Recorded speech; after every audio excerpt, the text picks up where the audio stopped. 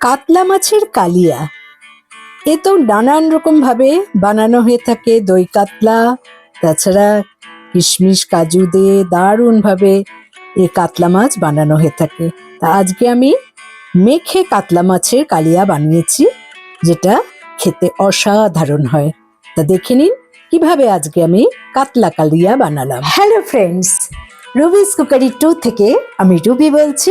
আপনাদের সকলকে স্বাগত জানিয়ে আজকে একটা কাতলা মাছের রেসিপি নিয়ে হাজির। এখানে আমি 500 গ্রাম কাতলা মাছ নিয়ে এসেছি, গাদা পেটি মিলিয়ে 5 টুকরো। তা প্রথমে আমি এটাকে ম্যারিনেট করব, তবে একটু অন্যভাবে। তা এই মাছটা ম্যারিনেট করার জন্য আমি প্রথমে একটা মশলা বানিয়ে নেব। আমি 2টো পেঁয়াজের খোসা ছাড়িয়ে নিয়ে টুকরো করে নিচ্ছি।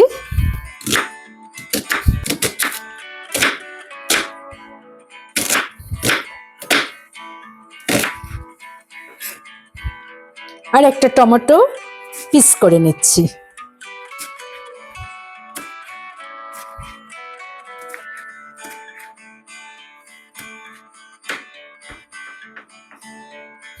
পেঁয়াজের একটা পেস্ট বানিয়ে নেব। 3টে আমি কাঁচা লঙ্কা অ্যাড করে দিচ্ছি। সামান্য জল দিয়ে দিচ্ছি। পেঁয়াজ আর কাঁচা লঙ্কা বাটা হয়ে গেছে। আমি এবারে মাছটাকে কিভাবে ম্যারিনেট করব দেখুন। নিলাম স্বাদ মতো লবণ আর হাফ টিস্পুন হলুদ গুঁড়ো, লাল কাশ্মীরি লঙ্কার গুঁড়ো আমি হাফ টিস্পুন নিয়ে নিলাম। সাথে কাঁচা লঙ্কা আর পেঁয়াজের যে পেস্ট বানিয়েছিলাম সেটাও নিয়ে নিলাম।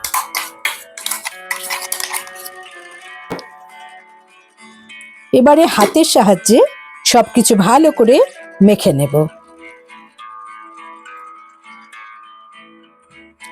আমি এখানে কাঁচা সর্ষের তেল ইউজ করছি, প্রায় 2 টেবিল স্পুনের মতো। ঠিক মাংস যেমন ম্যারিনেট করা হয় কাঁচা তেল দিয়ে, ঠিক সেইভাবেই যেন আমি মাছটা ম্যারিনেট করে নিচ্ছি।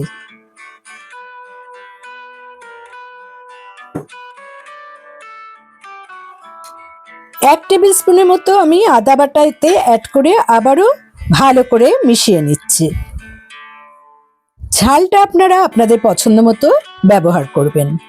আমি ঢাকা দিয়ে এবারে ম্যারিনেট করা মাছটাকে 20 মিনিটের জন্য রেখে দিচ্ছি। আমি আরেকটা গোটা পেঁয়াজ সরু সরু করে কেটে নিয়েছি বেরেস্তা বানাবো বলে। বেরেস্তার পেঁয়াজ একটু এভাবে হাত দিয়ে ছাড়িয়ে নিলেই ভালো হয়। এবারে রান্নাটা শুরু করব। বসিয়ে দিলাম একটা ফ্রাই প্যান। প্রথমে বেরেস্তা ভেজে নেব, তার জন্য দিয়ে দিলাম বেশ কিছুটা তেল। এখানে প্রায় গলা কাপের মতো তেল আছে। তেলের কালারটা যখন এরকম চেঞ্জ হয়ে যাবে তখন আমি কুচিয়ে রাখা পেঁয়াজটা দিয়ে দিলাম। হাই ফ্লেমে পেঁয়াজটা ভেজে নিতে হবে। বেরেস্তা মোটামুটি ভাজা হয়ে গেছে। 90% ভাজা হতে হতে এটাকে তুলে নিতে হবে, কারণ তা না হলে পুড়ে যাবে। 90% অবস্থায় পেঁয়াজটা তুলতে তুলতেই কিন্তু দেখুন আরো লাল হয়ে যাচ্ছে, কারণ বেরেস্তার পেঁয়াজ কিন্তু রান্না হতেই থাকে। তুলতে তুলতেই দেখুন কতটা লাল হয়ে যাচ্ছে। আমি এটাকে ঠান্ডা করে নিচ্ছি এবং ঠান্ডা করার পর ক্রিস্পি হয়ে যাবে। আমি এত তেলে রান্নাটা করব না, কারণ আমি মাছের ম্যারিনেটের সময় অনেকটা তেল ওতে অ্যাড করেছি। তা আমি 1 হাতা তেল এর থেকে তুলে রাখছি।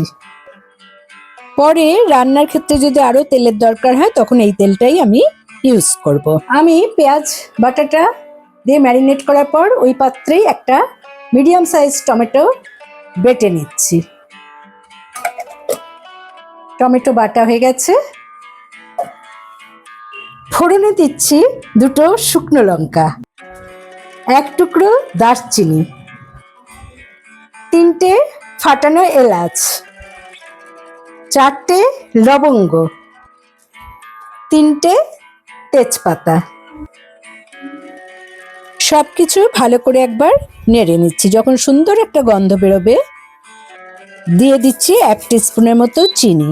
চিনিটা তেলে দিলে এটা গলে গিয়ে একটু ক্যারামেলের মতো হবে আর কালারটাও খুব ভালো হবে। আমি মশলা মাখানো মাছের থেকে আগে মাছগুলোকে মশলা ছাড়িয়ে এই তেলের মধ্যে অ্যাড করে দিচ্ছি।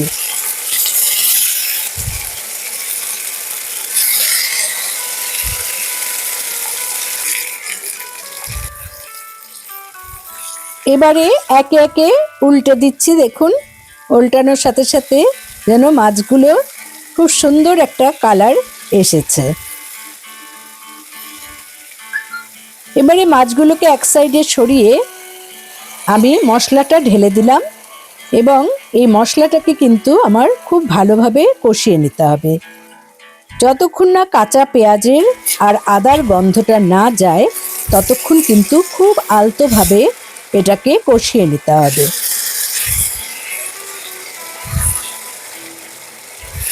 আলতোভাবে না কষালে কিন্তু মাছগুলো ভেঙে যাওয়ার সম্ভাবনা থাকে। আমি এখানে টমেটো পেস্ট ঢেলে দিলাম।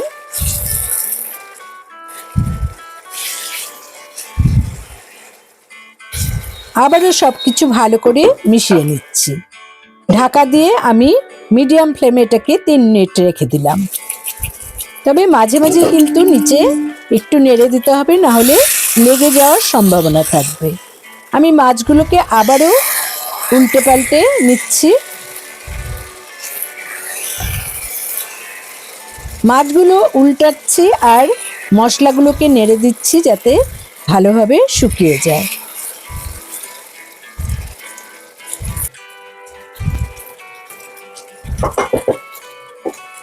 মশলাটা অনেকটাই কষানো হয়ে গেছে এবং টমেটোর কাঁচা গন্ধটাও চলে গেছে। আমি 4টে চিড়ে নেওয়া কাঁচা লঙ্কাতে অ্যাড করে দিলাম। আবারও মাছগুলোকে আলতো করে উল্টে দিচ্ছি। আর একটু শুকাতে হবে। আমার এখন হাই ফ্লেম এবং আমি মাঝে মাঝেই তলাটা নেড়ে দিচ্ছি। একটু সাবধানে এই রান্নাটা করলে এর যে কি অসাধারণ টেস্ট হয় তা বলে বোঝাতে পারবো না।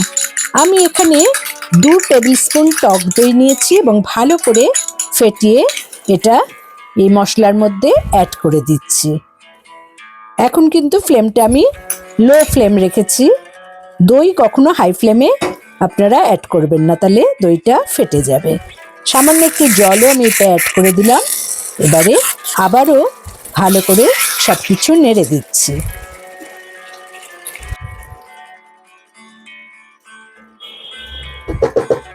আমি আবারও ঢাকা দিয়ে মিডিয়াম টু লো ফ্লেমে 2 মিনিট রেখে দিলাম।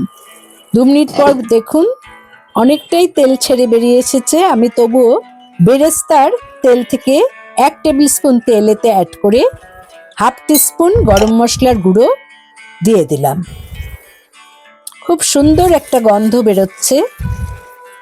তলাটা আমি আবারও নেড়ে নিচ্ছি। মাঝে মাঝেই তলাটা কিন্তু নাড়তে হবে।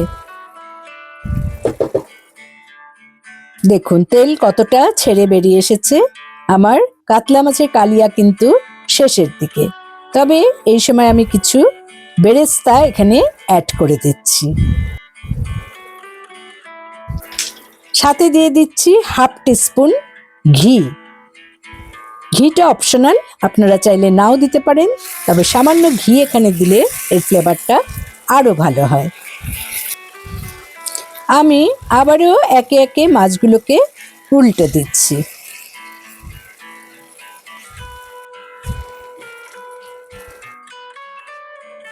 তাহলে দেখতেই পারলেন আজকে যে মাছের কালিয়া হাতে মেখে কত সুন্দরভাবে করা যায়। সে রুই মাছই হোক বা কাতলা মাছই হোক, একটু পাকা জাতীয় মাছ লাগবে এবং অবশ্যই এই রেসিপিটা আপনারা বাড়িতে ট্রাই করবেন।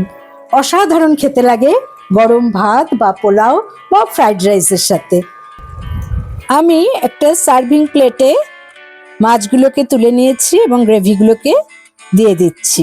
কত সুন্দর কালার হয়েছে দেখুন, আর এর গন্ধ যে কত সুন্দর বেরোচ্ছে সে বলে বোঝাতে পারবো না। আমি সামান্য ভেজে রাখা কিশমিশ এতে দিয়ে গার্নিশিং করে নিলাম। তাহলে বন্ধুরা, আশা করি আপনাদের আজকের রেসিপি ভালো লেগেছে, ভালো লাগলে অবশ্যই আমার চ্যানেলে লাইক করুন, কমেন্ট করুন, শেয়ার করুন। নতুন বন্ধুদের সাবস্ক্রাইব করার অনুরোধ রইল।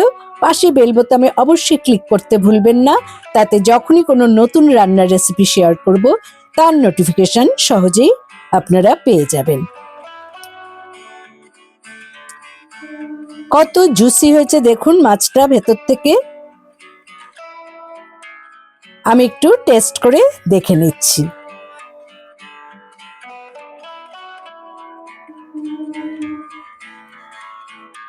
অসাধারণ। Thanks for watching.